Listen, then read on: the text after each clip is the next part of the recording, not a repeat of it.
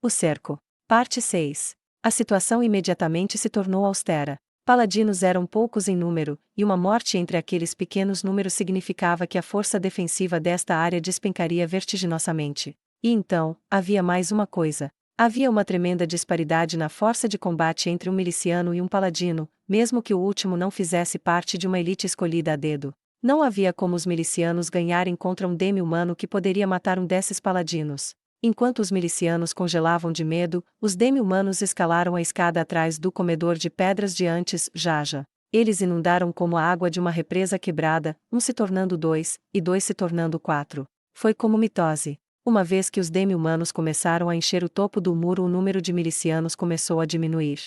Demi-humanos e milicianos. A diferença em suas habilidades individuais era tangível. Ela olhou ao redor em pânico. Flechas.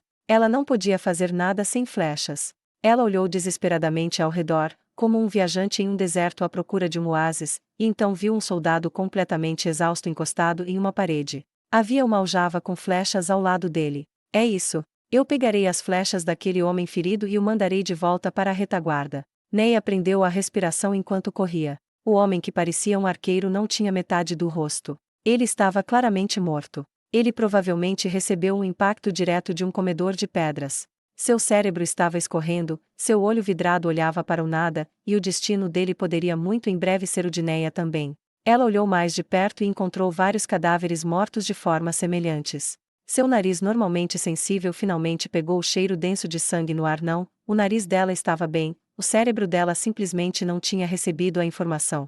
Quando o mingau de repente subiu em sua garganta, Neia se forçou a engoli-lo de volta com toda a força. Ela mal conseguiu, mas não havia como dizer se era porque teve sorte, ou porque ela se tornou resistente a isso depois de assistir a performance de devorar pessoas vivas mais cedo. Neia rangeu os dentes e transferiu as flechas restantes da aljava do arqueiro sem nome para a sua. Reabastecer sua aljava parecia que ela estava restaurando seu próprio espírito de luta. Eu ainda posso lutar.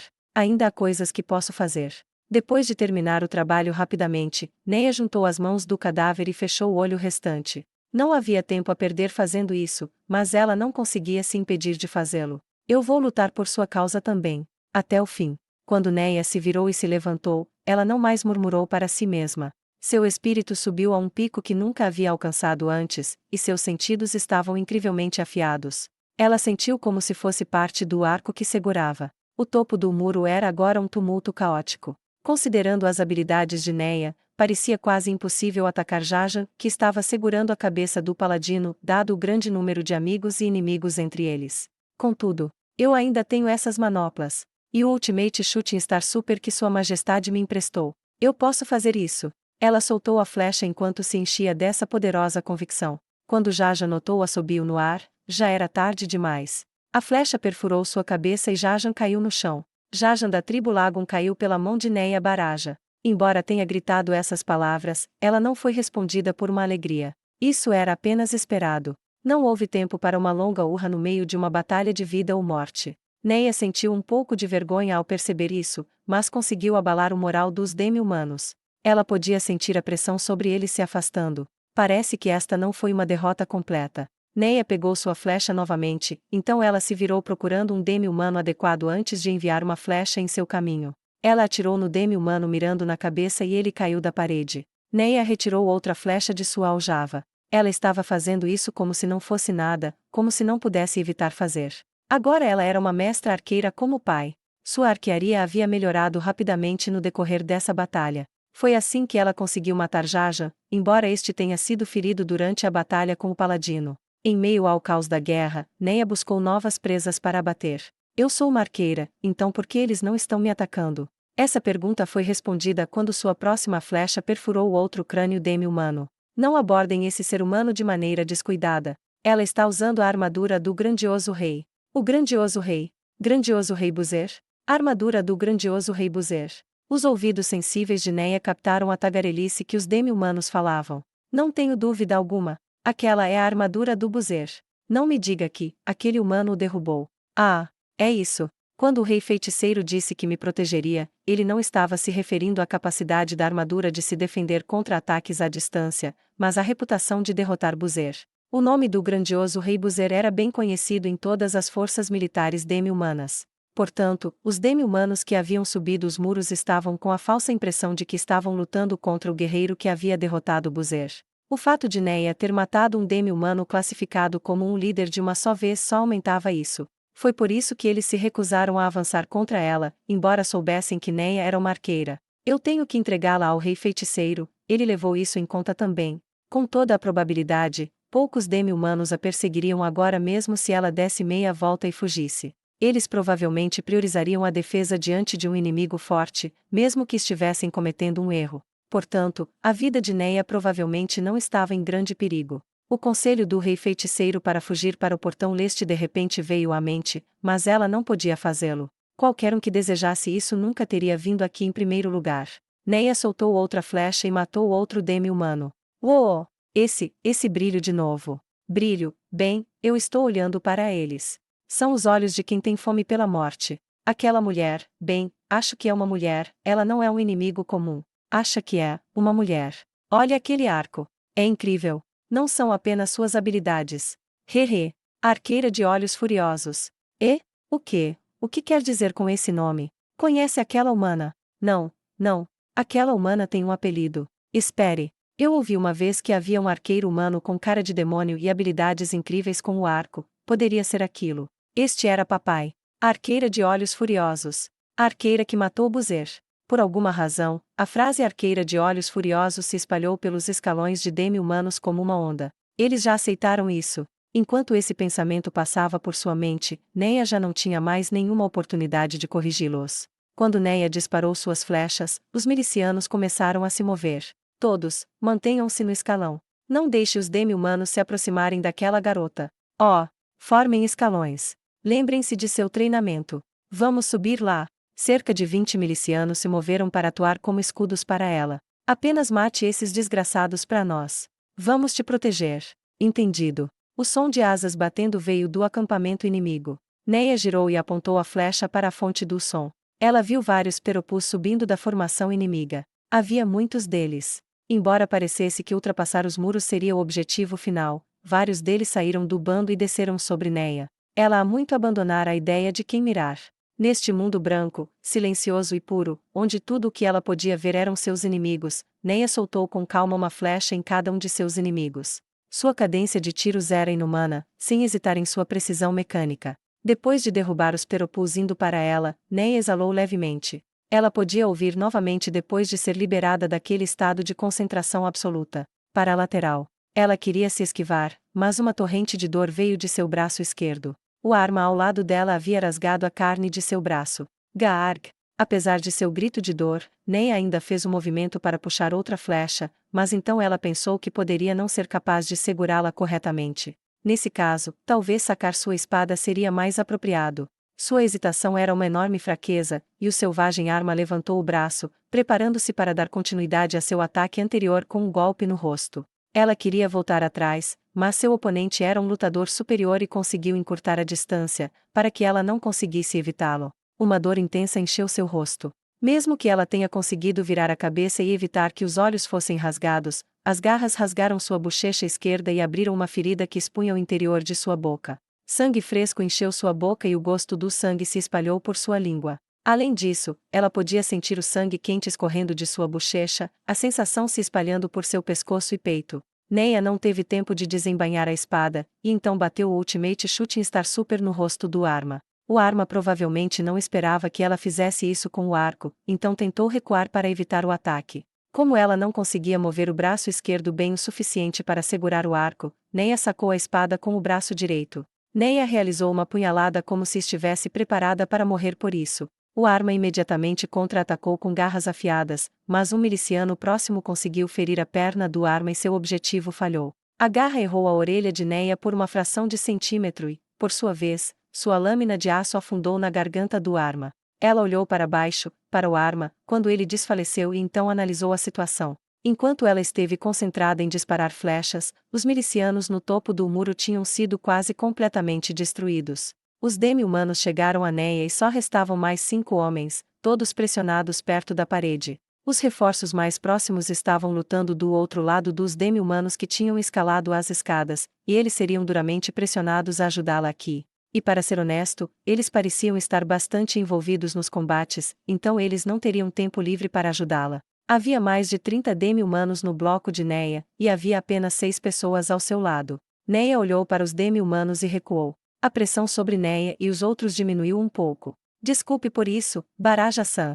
Os milicianos que foram pressionados contra a parede tomaram uma formação defensiva na frente de Neia. Não vamos deixar esses desgraçados passarem por nós, mesmo que seja a última coisa que faremos em vida. A pessoa que disse isso parecia um homem covarde em seus 40 anos, com uma barriga mórbida e saliente. No entanto, seu rosto estava corado com o que parecia ser a excitação da batalha, e seu corpo estava coberto de tanto sangue que não se podia dizer se era dele ou do inimigo. Mesmo assim, ele se recusou a se ajoelhar, continuou de pé com um espírito indomável. Ele certamente parecia um guerreiro confiável. Muito obrigada, disse Neia enquanto cuspia um bocado de sangue fresco que havia se acumulado em sua boca. Então, ela completou com: eu conto com você. Ele não era o único que estava assim. Nenhum dos milicianos caídos em batalha mostrou qualquer sinal de que eles haviam tentado deixar o perímetro que haviam formado em torno de Neia. O que mais ela poderia dizer, exceto dizer que ela confiava neles? Os olhos do homem foram para o braço esquerdo de Neia e seu rosto endureceu. Eu posso ver o osso. Por favor, não diga mais nada, dói ainda mais quando você aponta. Desculpe. Uma vez atingido um certo nível de habilidade como paladino, eles poderiam usar magias de recuperação de nível baixo. No entanto, Neia era apenas uma escudeira, então não podia fazer isso. Não havia paladinos ou sacerdotes ao lado de Neia, e sua mana ainda não havia se recuperado o suficiente para usar o item mágico novamente. Provavelmente seria melhor abandonar o pensamento de usar o braço esquerdo nessa batalha. Neia olhou para os demi-humanos, mas apenas mover os olhos fez a ferida em seu rosto doer.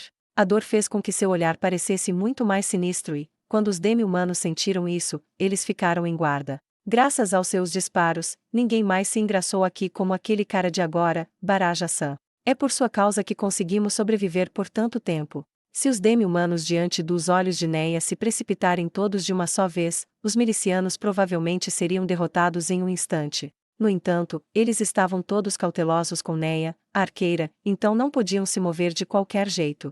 Na verdade, ela podia entender a cautela quando ouviu o que os demi-humanos estavam dizendo. A arqueira de olhos furiosos, será que ela não é nada demais usando uma espada? Não seja descuidado, ela está apenas fingindo que não pode usar uma espada para nos enganar.